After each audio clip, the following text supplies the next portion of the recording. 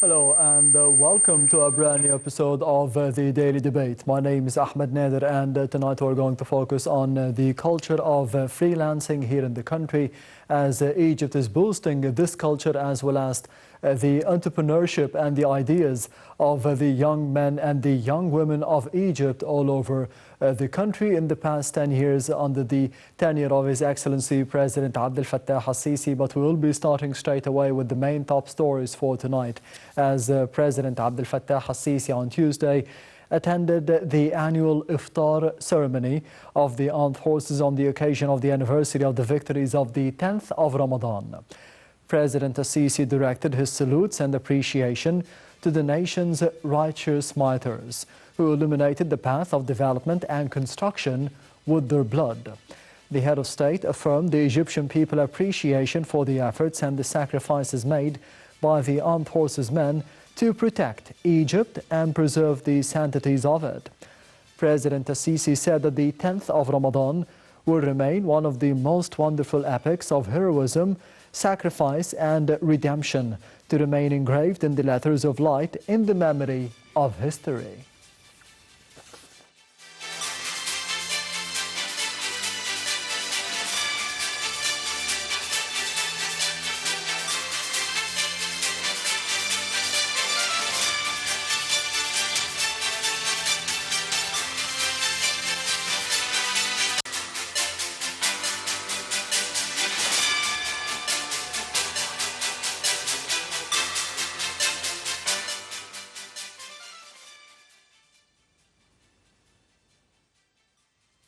And still with the main activities of His Excellency President Abdel Fattah al-Sisi, who congratulated the Russian President Vladimir Putin on winning a new presidential term, which he said reflects the confidence of the Russian people in his leadership.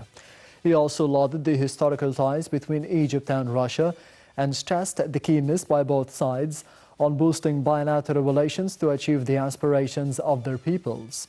He said that they will continue to coordinate over various issues of mutual concern.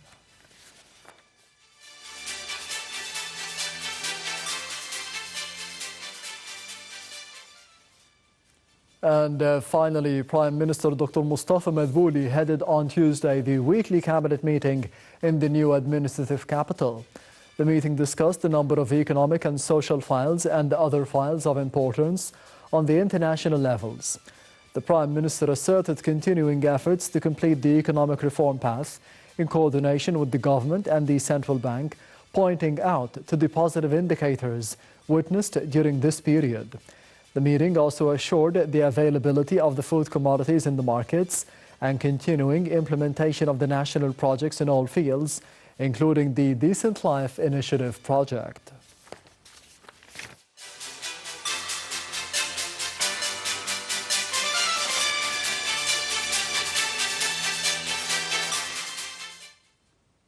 And we will be heading to the main topic of the daily debate for tonight, focusing in the upcoming report. And the first report of the daily debate for tonight is the Mihani 2030 project, or the skills of the Egyptian youth that were focused upon during this initiative by the country. We will be having more details in the upcoming reports, so stay tuned.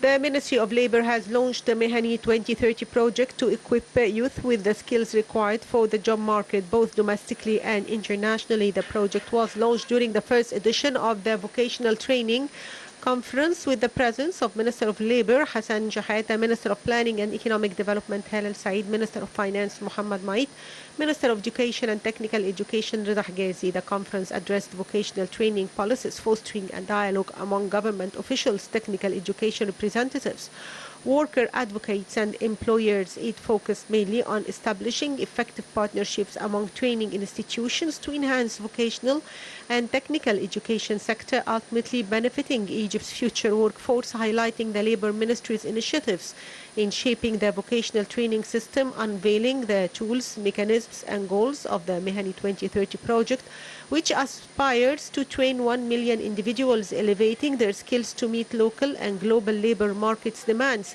It also aims to standardize private training center status and implement long-term training programs ranging from 3 months to a year. The first phase of the project targets a minimum of 27,000 trainees, ensuring at least 1,000 highly skilled trainees in each governorate and registration of a minimum of 50 private sector affiliated training centers. Although Egypt already has 75 vocational training centers and an annual plan to graduate 10,000 trainees, the state's goal of expanding vocational training still needs to be met, and this project is envisioned to achieve that objective. Additionally, there are 670 private affiliated training centers nationwide, and the ministry is working to include them in the project to graduate competent technical workers. Minister Said highlighted collaborative efforts between her ministry and various entities, including the Labour Ministry, Education and Technical Education Ministry, the Higher Education Ministry, and the Central Agency for Public Mobilization and Statistics, CAPMAS, to establish a labour market information system which aims to provide essential details about labour market needs, demand and supply. She commended the new project for aligning with Egypt's emphasis on technical, educational and vocational training as crucial investments in human resources. Furthermore, Minister Higazi emphasized the project's link with his ministry through technical education, noting the evolving perception that technical education students enroll with higher averages than general education. He said students secure job opportunities before graduation and that a protocol with the Ministry of Labour is expected to be signed soon within this framework.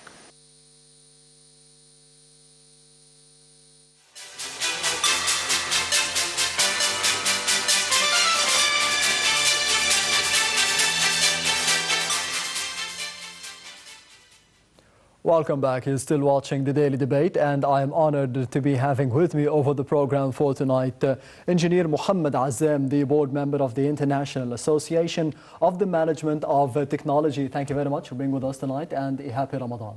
Thank you so much. Always pleasure and honor, and happy Ramadan for you and for all Egyptians, and wish you all the best. The pleasure is all mine. Of course, we have seen over the past report, and for the main topic for the Daily Debate for tonight, we will be focusing on supporting the youth, supporting the young men and the young women of the country in terms of their ideas, in terms of their visions and their skills as well. How do you see the overall vision of the political leadership under the tenure of President Assisi, the cabinet, the Egyptian government as a whole in terms of supporting the youths? Thank you for this question. Actually, we have like 60% of our population is under 30. So we are a young country, and the percentage of population of youth, I think it's 60%. That I think we always need to have focus on their abilities, their skills, prepare them for the future, because they are representing the future by all means. And over the last decade, we witnessed so many initiatives, so many programs that's targeting the empowerment of youth on both economic, political and social levels. We've seen so many programs that are focusing on education, focusing on upgrading the skills, focusing on upskilling the youth for or to be prepared for the job market, because the job market is always changing due to so many aspects, that including but not limited to the technological advancement and progression that alter the job market all the time. So we have now so many venues for youth to excel, to have to express their ideas, to be more innovative, and actually supporting this innovative ideas in a format to be a sort of a product and service that has either economic or social impact. So we are, I think this is the era for youth, and since 2016 when President Sisi announced the Year of Youth, yes, and we've seen so many political will for supporting such youth for the betterment of the country and the betterment of the people of Egypt. And of course, one of them, we've seen this during the report, is yes, having a sort of advanced vocational and technical education, because actually, as I said, the job market is always changing. And you need to overcome the gap between the current skills and the real requirements of the job market. And the beauty here is we are seeing the involvement of the private sector in designing the curricula of technical and vocational training and formal education. We've seen so many vocational and technical schools actually sponsored by the private sector. In so many fields, that including the telecom field, including the electronics field, including the car manufacturing, including the textile, and so on and so forth. This is, I think, this is a major change in the mindset of the government of Egypt to interconnect the private sector with the government plans for the benefit of youth, and of course this will impact the empowerment of youth towards more economic empowerment, towards more social mobility for the sake of advancing the whole economy and of course eventually the whole society of Egypt. Yes, the role of the private sector is very important in the development, of course, in these fields in specific, but I would like to ask more about the initiatives launched under the tenure of President Abdel Fattah al-Sisi in the past decade. In your opinion, what is the most important initiative or the most important initiatives in general that took place in the past 10 years that aimed in specific to be empowering the youth? We've seen a lot actually. One of them is the National Training Academy, NTA. One of them is having a platform for educating and training the youth to actually acquire the skills required in very sophisticated domain, which is the information and communication technology. We've seen Digital Egypt youth program. We've seen another application, another program for having better skills related to the industry, which is related to the vocational and technical education. We've seen so many youth now are representative in both parliaments, actually both rooms, the House of Representatives and the Senate. We've seen another law for empowering youth who are working in a format of small and micro enterprises, especially in high-tech domains and other business sectors that aiming to develop the economy based on replacement of imported goods and services, and having instead locally manufactured or locally produced products and services. So I think it's a very comprehensive approach by the government of Egypt over the last decade for empowering the youth in so many domains, I think, which is something that we haven't witnessed for many years in Egypt. Engineer Mohammed Azzam, you've mentioned that there is kind of a gap between the skills of the youth and the skills of the young men and the young women who have ideas and they have visions for the future to be implementing for the future and for the development of the country, and the job market and the skills that they have and the job market, the requirements that the job market needs. So how can we be bridging this gap between the skills that they have and the requirements that they must have in order to be fulfilled? This is a very important question. Actually, this is one of the most challenging questions, not in Egypt, but also all over the world. Yes. Almost 2020, there was an initiative by the World Economic Forum. It's called Reskilling Revolution, for reskilling 1 billion people over 10 years. To be able to acquire the required skills for the industrial sector, for the commercial sector, in the economic, actually in all over the economic sector, due to the evolution of the fourth industrial revolution and of course the implementation and of high tech, including the artificial intelligence, including the sensors, including so many sophisticated high tech applications in industrial sector, which is altering all the time the requirement for the job market. Yes. And of course, this is also needed here in Egypt. That's why we have another initiative for equipping youth with the required skills for job market, especially in high-tech domain, even if they are not coming from the high-tech background. So we can find programs and training applications for equipping the youth with the skills needed for digital arts, for example, for cybersecurity, for artificial intelligence, for digital marketing, for digital applications, for developing mobile apps. And this not only for youth, but also for fresh grads. They can join such a very distinguished training program free of charge by applying on the portal by the government that launched by the government of Egypt, especially the Ministry of Information and Communication Technology.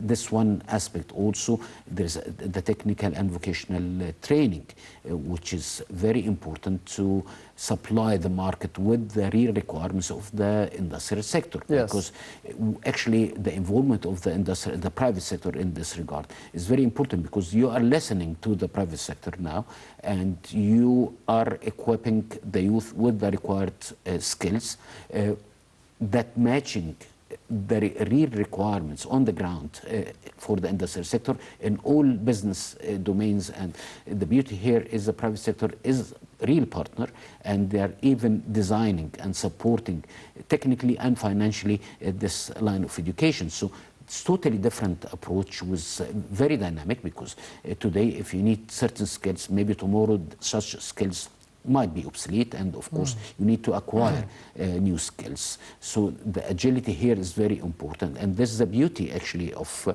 such initiative. And now we have technical colleges that you can join this technical college to obtain your high diploma. Then you go to the job market. Then you rejoin the technical college for having a bachelor degree or even master degree, and you can reach up to having your PhD in this domain, regardless on the years that how many years you've been graduated from the high school and according to the job market requirements. So having such dynamic, agile system, I think is very important to cope with the pace of the technological development, which is actually I would say redesigning our life, actually. Yes. Reintroducing new models all the time, and the new business models needs all the time also specific skills that I need to acquire. Maybe last year I wouldn't need to have a skill regarding how to use generative AI. Yes. Today it's becoming very imperative to deal with generative AI, and any HR manager in any large organization will ask you, how would you able to trigger a question for the generative AI to get the right answer? So this is skill wasn't there last year. So the dynamics, to have a dynamic, agile system, this is the key actually for real empowerment of youth in all levels. Yes, this term, reskilling, do you think that we need this here in Egypt? And if it had started already, for how many years do you think we need it to be able to be coping with the entire world? And on the other hand, do you think that this current generation, maybe the older generations as well, they have the idea of having better skills for the future, to be having more skills, to be coping with the entire world and having a better life for the futures? You need it all the time. It's a journey, and you need to learn how to learn. But do we have the mindset, most of the Egyptians, do we have the mindset that this needs to be changing every couple of years, 5 years at the most? If you don't have the mindset, you have to get such mindset. Actually, this is not a luxury anymore. It's not optional. Because if you don't have this right mindset, or you don't have the mindset of having new skills all the time, and you would be able to learn all the time, actually you will be outdated, and then you will be out of the job market, regardless of anything. So regardless of your age, you need to learn. You need to acquire new skills. You need to reskill yourself. You need to upgrade your skills. You need to know new things all the time. You need to deal with technology all the time, because actually the coming years will witness huge development in the area of man-machine interaction. So you need digital skills, and you need advanced digital skills. You need to learn from platforms. You cannot only depend on classrooms anymore, because if you only depend on classrooms or the traditional format of conducting or the provision of knowledge, actually it's almost impossible to comprehend such changes, and it's almost impossible to cope with the rapid change that actually we are witnessing every day due to the technological progression and due to the dynamics of the local and of course the regional and international markets. So this is not an option. If you don't have the mindset, please have the mindset. Please learn how to learn. Please go and use the platforms, because this is becoming the main source of knowledge nowadays, because the platforms, the only venue that would be able to adapt the new models, the new knowledge that we are witnessing every day. But this means that education must change as well. Do you think that this is happening here in the country? Definitely, because if you don't have the education system that would could be able actually to cope with the change, actually it will be rigid and then will be obsolete, and will never give the opportunity for youth to be educated and have even the basic skills to go to the job market. Yes. That's why education system should be also agile, should be also very flexible, should be also resilient to absorb such changes, which is really huge changes. Actually, the impact of the new world, the impact of the technological advancement on everything in our life, and of course including the required skills for the job market, is huge. And that's why the education, the formal and informal education, is very important. And of course the most important issue is to be agile as much as you can, to be resilient as much as you can, to cope with such changes. Otherwise you will have outdated system that will never equip the youth with any required skills needed in the job market today and tomorrow. Does this justify the infrastructure, the amount of infrastructure that we have seen, the construction of roads, the construction of new cities, a new capital, bridges everywhere, new roads everywhere, and this leads to the empowerment, to the improvement of technology as well? Does this justify that we have better education, we have better infrastructure, we have to change the mindset, and this leads to the reskilling of the people, as you mentioned, which is it has to be done. It is not a choice. Does this lead to one thing to another? Definitely. Actually, we call this the pyramid of competitiveness. If you need to have a competitive, resilient economy, this starts with public policies that supports the whole development. And of course, you need to have infrastructure and investment in infrastructure, not only on the physical infrastructure, but also that including ICT infrastructure. Yes. Because technology and information communication technology is becoming part of the basic infrastructure. That also include investment in education system, education facilities, R&D facilities, research and development facilities, because you need to produce and own technology for having better competitive product and services.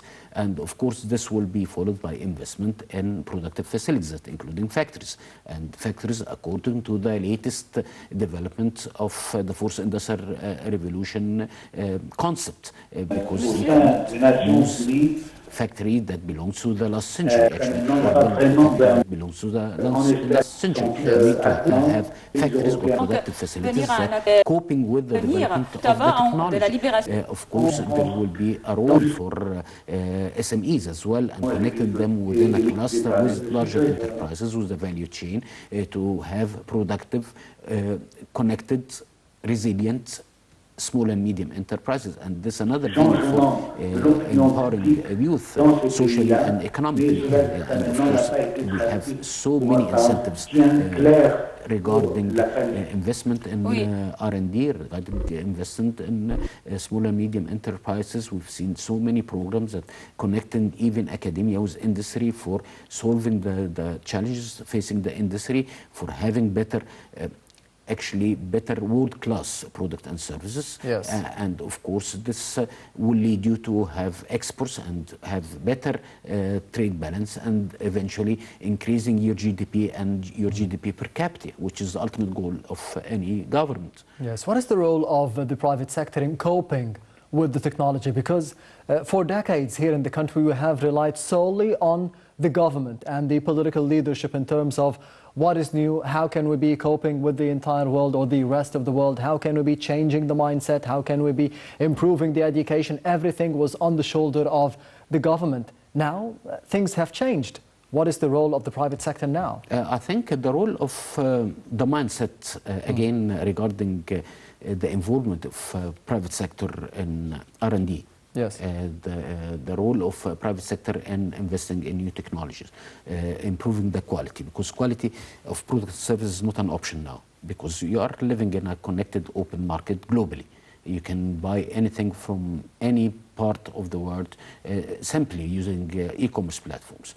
So if you need to have a real competitive economy, you need to have more involvement of private sector in the design of the education system, in the design of R&D efforts. You need to connect academia with the industry. You need to empower small and medium enterprises, connecting them, because small and medium enterprises are part of the private sector. We need to empower them, and we've seen a lot of incentive in this regards, regarding having a sort of tax holidays. We have so many financial and technical incentives for small and medium and even micro enterprises. And the most important issue is to connect them within a cluster with the larger enterprises, to have a really robust, solid, and resilient, again, value chain. This will save you a lot. So the private sector is not only consuming technology now. Actually, the private sector is responsible for producing technology.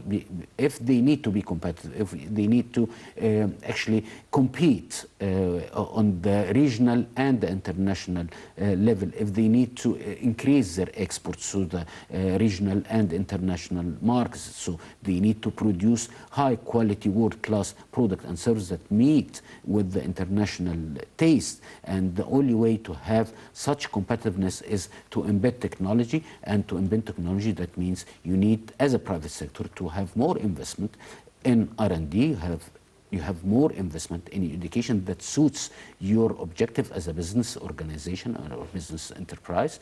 Do you think that the current education is suiting the requirements of the job market? Actually, no current education system all over the world will give you the required skills for the job market, because the required skills of the job market is changing all the time. The role, actually, eventually, this is one of the lessons learned by COVID-19, actually, is we should have more agile education system. That's why the education system would be responsible for giving you the basic skills. And I think the most important, the most valuable basic skill that you need is to learn how to learn again. Because the changing pace of the job market and the requirements of the job market is beyond imagination. And no education system all over the world will give you such thing. That's why now we have what's called the Egyptian Knowledge Bank, for example. You have tens of thousands of the world-class lecture, world-class case studies, books, videos published by the most distinguished publisher all over the world. And again, it's free of charge. So what you need is to, as individual, to log into such thing and learn from there. You need to go to be included or involved in the ongoing training. Continuous education is not an option. Continuing education is not an option. But continuous learning is my responsibility. Definitely. I have to be learning all the time, even after graduating. This is the mindset that we need to have, actually. Do we have it? Most of the youth, yes. Most of them. Because they are realizing that they are living in a different world, and if they are not equipping themselves with the right skills all the time, they will never have a footprint in the job market. That's why they are keen to learn all the time, and they know how to use such platforms. And because if they don't do such stuff, actually it would be very hard for them to have a footprint in the job market, because the job market is changing and the skills are changing and the requirements of the workers changing, and the only way to cope with such change is to learn how to learn again and again, and this is a mindset. Yes, and we will be heading to the other report of the Daily Debate for tonight, which focuses on the growth of the startups in Egypt, over 500%, with a percentage of more than 500% over the past 5 years alone. We'll be having more details regarding such a statistic in the upcoming reports. Stay tuned.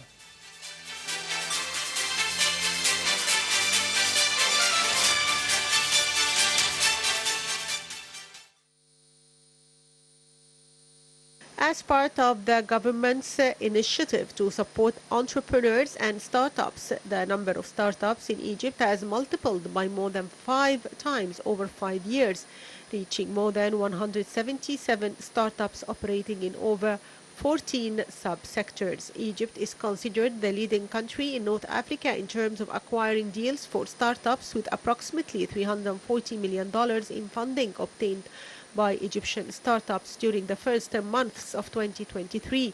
This growth is attributed to several factors, including economic growth contributing to increased job opportunities and creating a conducive environment for the growth of startups in Egypt. This in addition to increased awareness of the importance of entrepreneurship in Egypt, with the government launching numerous initiatives and programs to support entrepreneurs, plus the availability of advanced technological infrastructure which has assisted startups in Egypt to expand and offer their services to customers worldwide.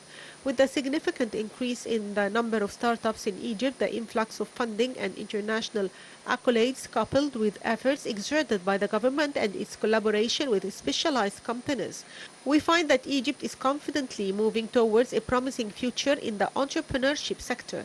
Despite challenges, passion and determination to achieve success remain crucial driving forces in this journey. Through their continued commitment to supporting innovation and entrepreneurship, Egypt will persist in growing and advancing towards a more sustainable future and prosperity for all young and innovative initiatives. With determination and collective efforts, Egypt will continue to strengthen its position as a key hub for innovation and startups in the region. These success stories will remain an incentive for further inspiration and evolution in the entrepreneurship world. Entrepreneurship is essential to Egypt's economic growth, especially amid the current challenging global context. By starting their own businesses, entrepreneurs can generate sustainable incomes for themselves and create more jobs within their communities, boosting incomes for more people. Egypt's ongoing efforts to create more private sector jobs can be fulfilled by promoting entrepreneurship and expanding access to finance for small and medium enterprises, as well as high-growth firms and innovative startups. Egypt has significantly empowered youths on all fronts in society since 2016. President Fattah el-Sisi designated 2019 as the Year of Youth as a key step to empower young people.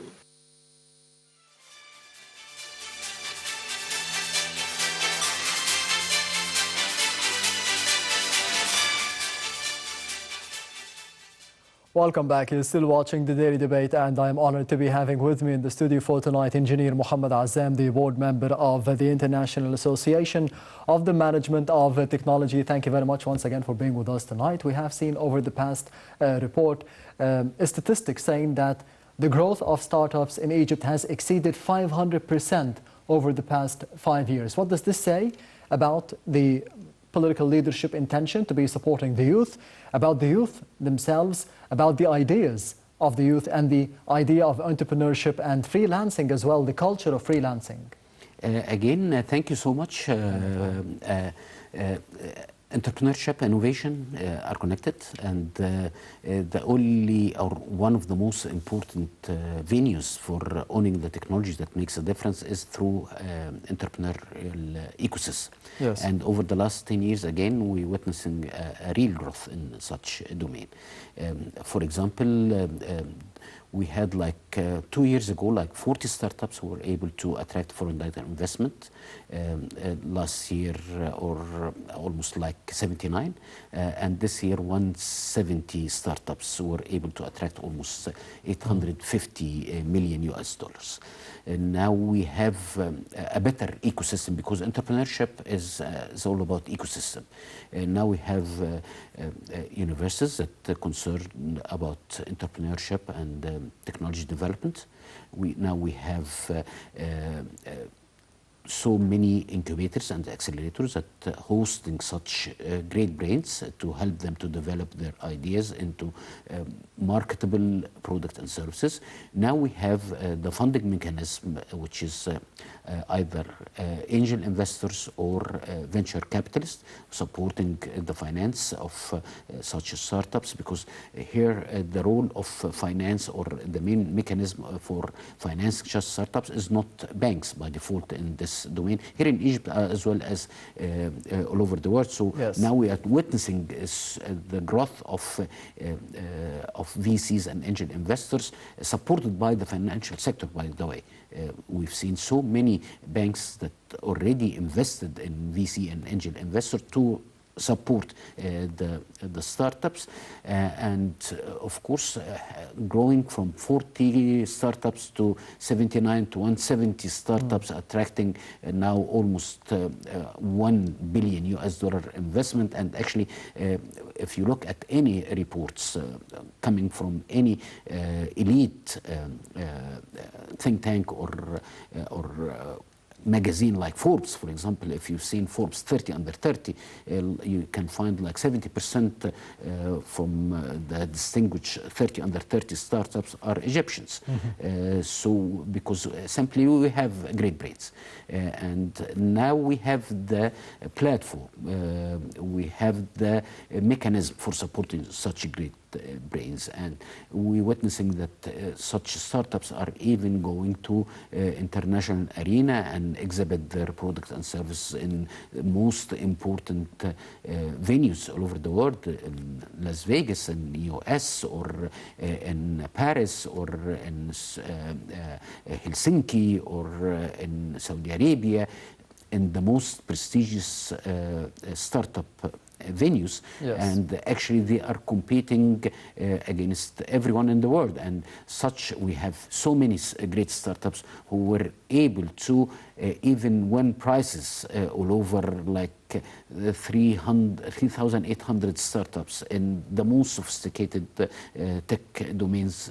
For example, AI. We have an Egyptian startup is considered one of the best startups, or the best 20 startups working in AI all over the world. So we have now the real, I would say, platform. We have the mechanism to support such great brains. And of course, that could change the landscape of investment in Egypt, because such startups, or the investment startups, is always growing at very double-digit, actually, every year, in spite of COVID-19, in spite of Ukraine crisis, in spite of any other crisis all over the world. Yes. They are very appealing to the investment society and community. And of course, the more startups, the more quality quality that can be, I would say, incubated within our incubators and accelerators. This would help them to reshape the business model, reshape their product, having a sort of decent investment in R&D to have a better competitive edge over competition. And we've seen now incubators and accelerators all over the country, from Alexandria to Aswan, and in all universities.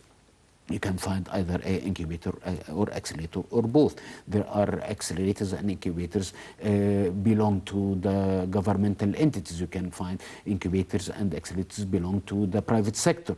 So it's very actually a vivid and agile ecosystem, and I think we should be expecting more from such evolution of such entrepreneurial growing ecosystem here in Egypt. And of course this is, as I said, it could change the landscape of investment. It could change the ability of the country to own its own products. On the other hand, how do you see the importance of appointing in the top spots of the technological sectors here in the country and the IT sector as well, youth cadres, young men and young women having new ideas and new visions? What is the importance of such a step?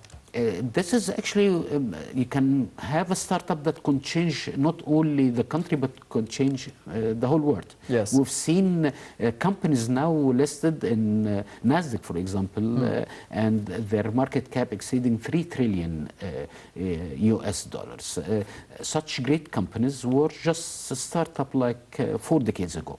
And started from absolute nothing because they had a good technology, and they were able to convert such technology in a product and service that is sellable. And that's why we need to have such great minds to build great product and service, to develop technology and embed such technology in their product and services. And the beauty here is it's the global market is all there. Actually, this is the innovation does not actually believe in borders, and they are actually crossing the industrial border, they're crossing the nation's borders, and of course the limit is the sky. Yes. So we need, by doing so, eventually we'll have one of our startups would be listed in Nasdaq and be evaluated more than $1 trillion one day. Yes, and you mentioned the importance of investment as well, and the technological sectors, the IT sector, even the field of entrepreneurship and freelancing could be drawing investments more and more every year, with bigger amounts every year as well. What is the field, in your opinion, here in the country that will be drawing the most investments in the upcoming years, for example? In a high-tech domain, actually, I would say artificial intelligence and financial technology, and also e-commerce technology. And we've seen a lot of investment coming in this regards. We've seen one of the Egyptian companies working in fintech or financial technology was able to attract like $370 million US foreign direct investment last year. And we've seen so many startups working in high-tech domain were able to attract between 20 million US dollars up to 100 million US dollars over the last few months. So actually such great minds, they know which areas they should work on it, and of course they are doing a great job. And with the support of the whole ecosystem, they had the opportunity to attract investment, and the numbers proved such so. Yes, Engineer Mohammed Azzam, the board member of the International Association of Management of Technology. Thank you very much for being with us tonight. Always a pleasure and honor being with you. Thank you so much. Anytime, the honor is all mine. And this brings us to the end of the Daily Debate for tonight. Thank you for watching, and goodbye.